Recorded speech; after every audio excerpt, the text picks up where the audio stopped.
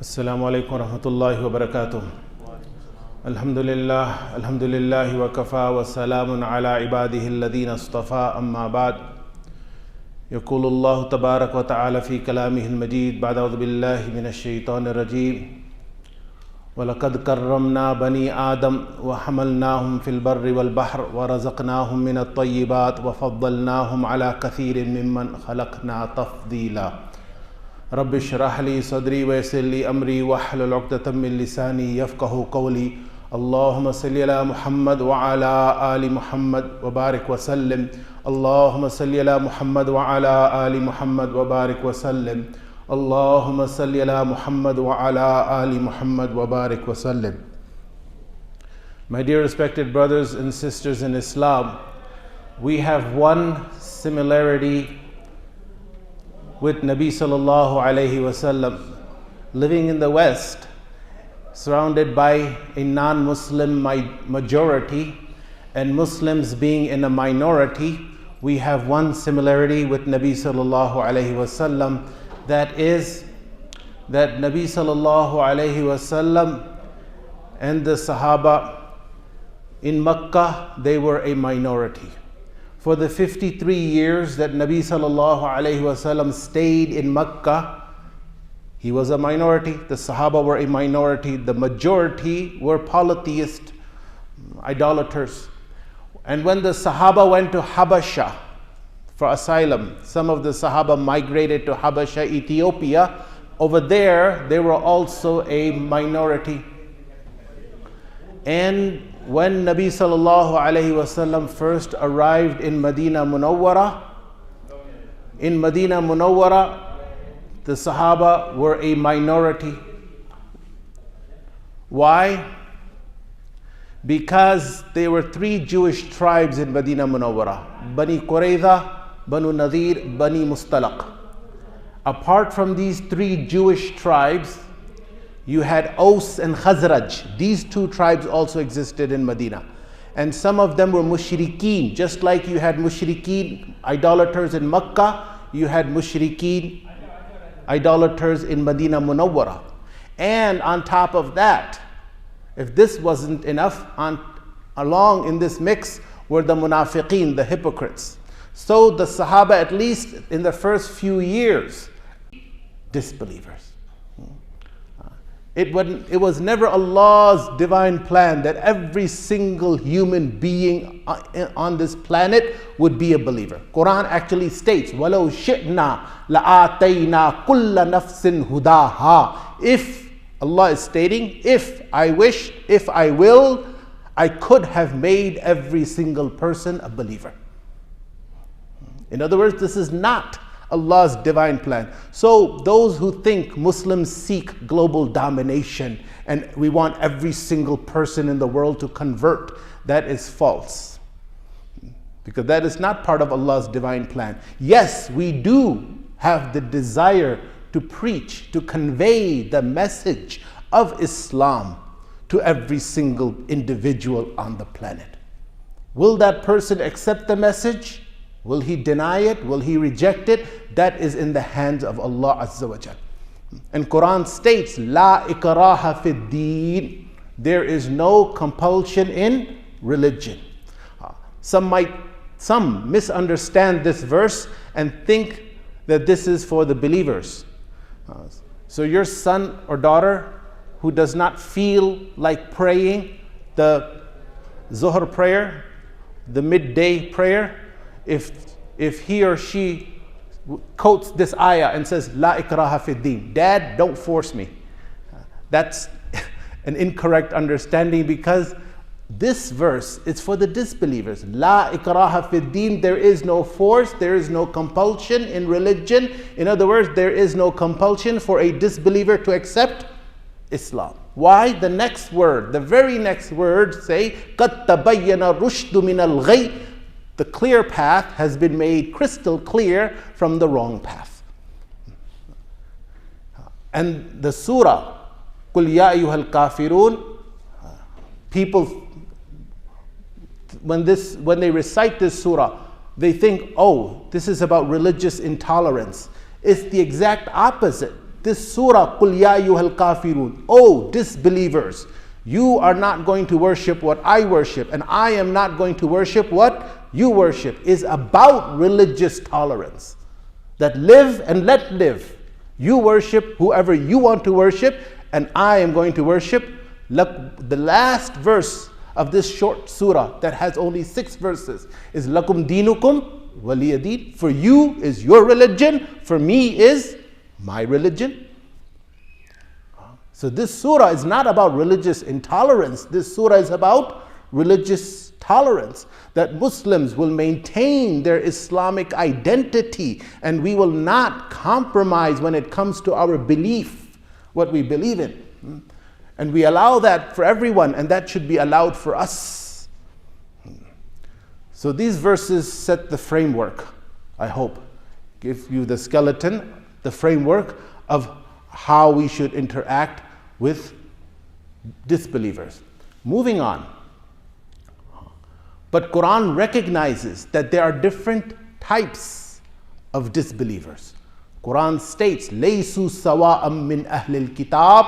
All the Ahl Kitab, the people of the book, i.e. the Christians and the Jews, Laysu sawa'a, Quran states they are not all the same. They are not all the same.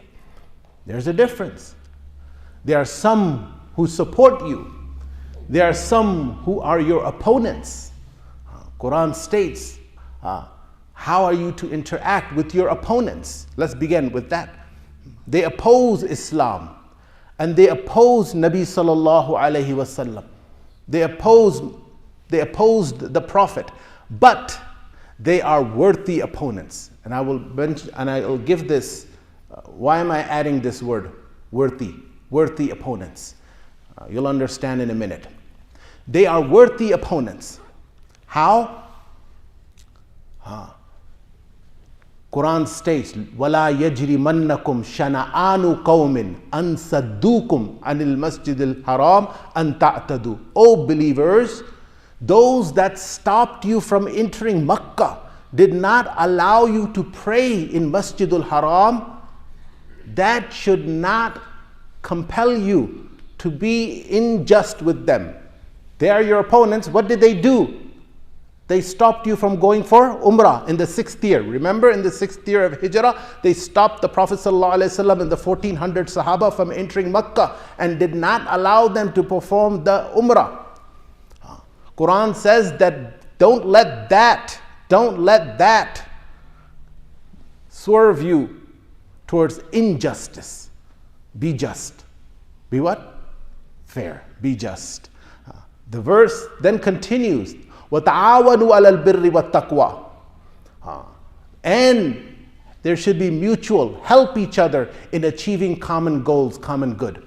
In other words, they are your opponents, but if there's common ground, then you should work towards common good. And Nabi sallallahu alaihi wasallam demonstrated this best at Fateh Makkah, when he's entering Makkah with 10,000 Sahaba. And one Sahabi, this is the conquest of Makkah, the victory over Makkah. And one Sahabi says, Sa'd ibn Ubadah radiyallahu an Ansari, he says, Al-Yawm Yawmul Malhama. Today is the day of Malhama. What's Malhama? Laham. What's Laham? Meat. Today is the day of butchering. Today is the day we're going to chop heads. That's what one Sahabi said. Al-Yawm Yawmul Malhama. Today is the day of bloodshed. And Nabi sallallahu alaihi wasallam, with a play on words, said, Al-Yawm Yawmul Marhama. Today is the day of mercy. Not Malhama, Marhama. Not Malhama, Marhama.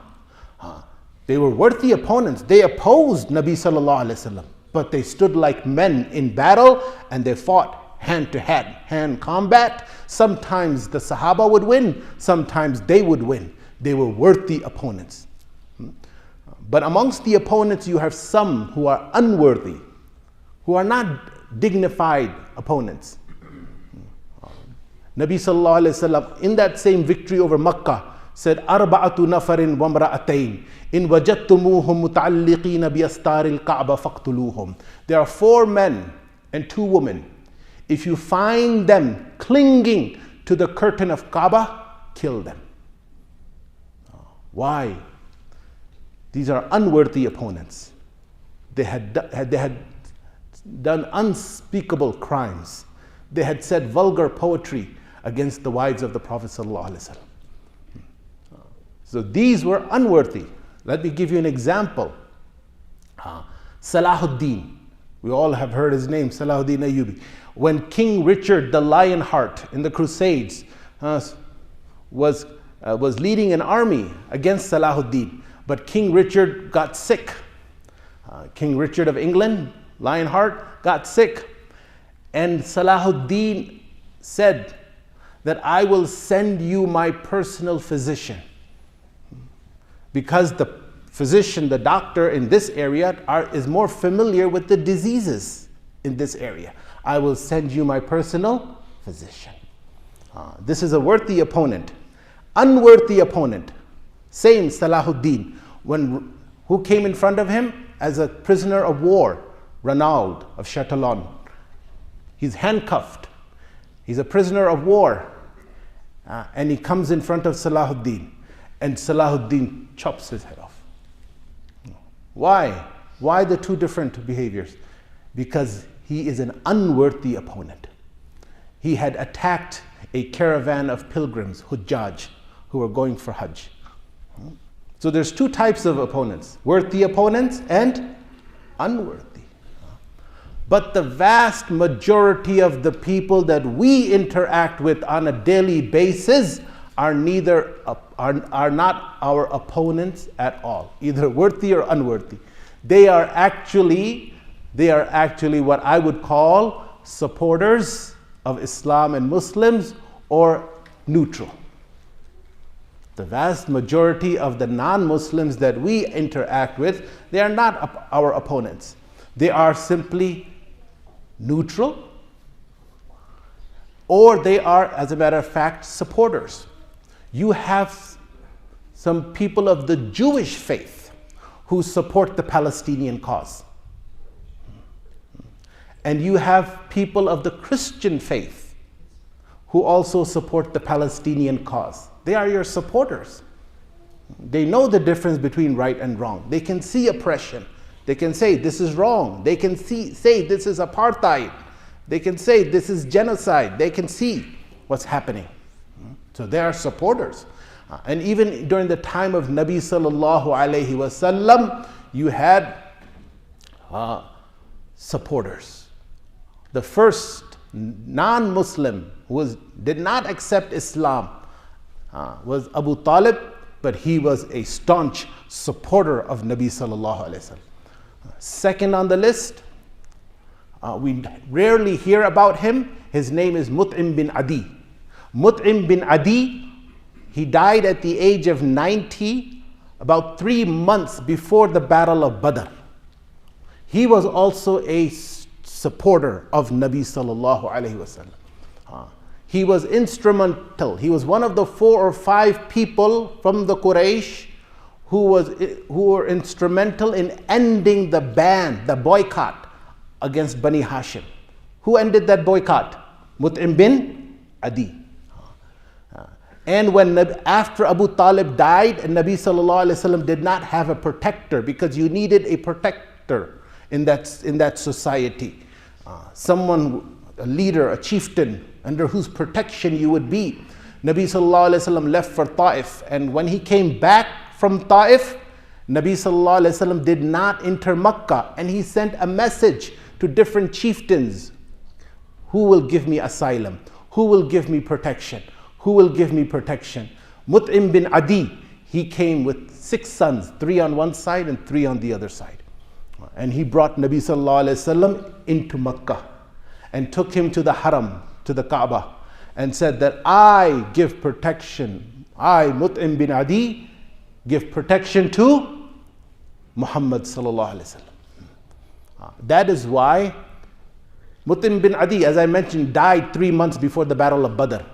But when the prisoners, around 50 prisoners were caught in the Battle of Badr, Nabi sallallahu alaihi wasallam said, if 𝘾𝙊𝙉 bin Adi was alive and he would tell me to free them, I would free all 50 without taking a single penny. That was Mut'im bin Adi. He was a believer or disbeliever? Disbeliever. But he was a supporter of Nabi sallallahu alaihi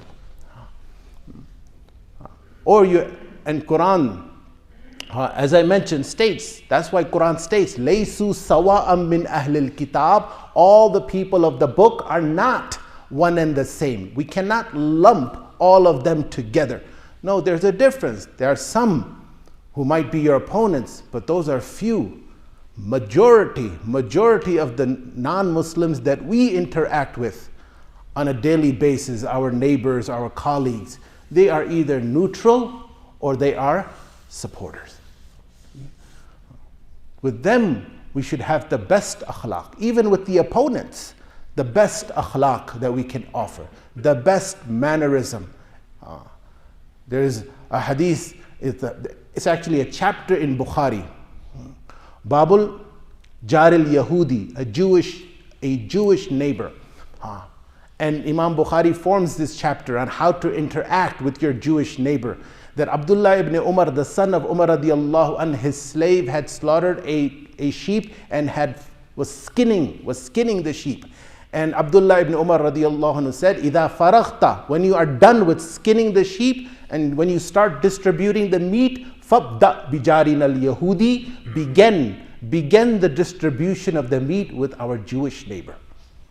Yes, Islam led the way in religious tolerance. The world was unfamiliar with religious tolerance.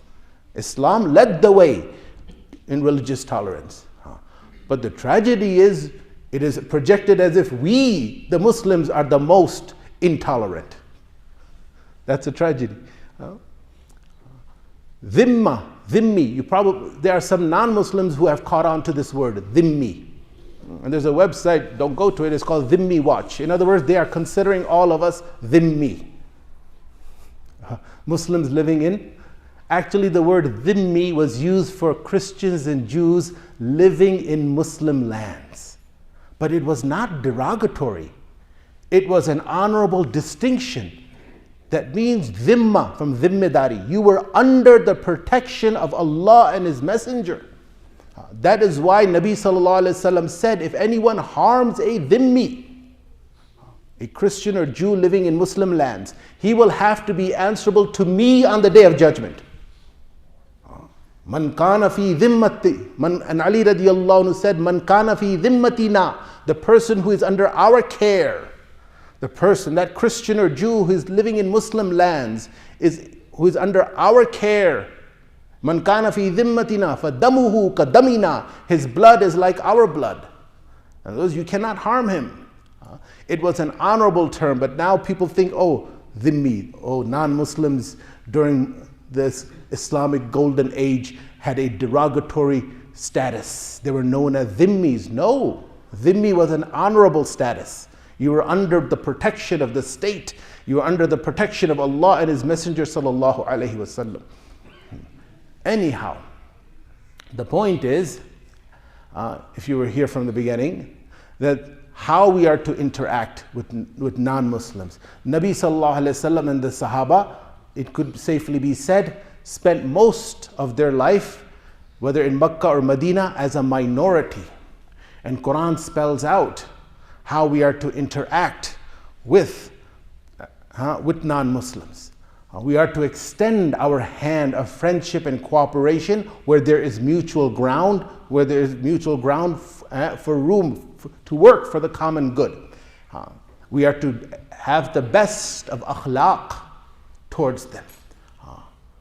This is a fact. It is a historical fact.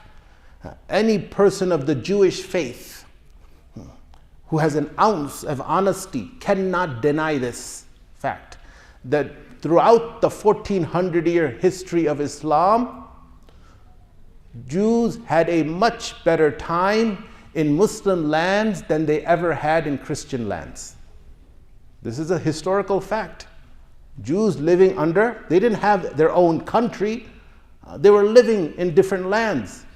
They were treated with much more respect in Muslim lands than they ever were in Christian lands. Oh, yes. Muslims are tolerant. Muslims have led the way in tolerance and introduced the world to religious tolerance. And even today, we extend our hand of friendship and cooperation.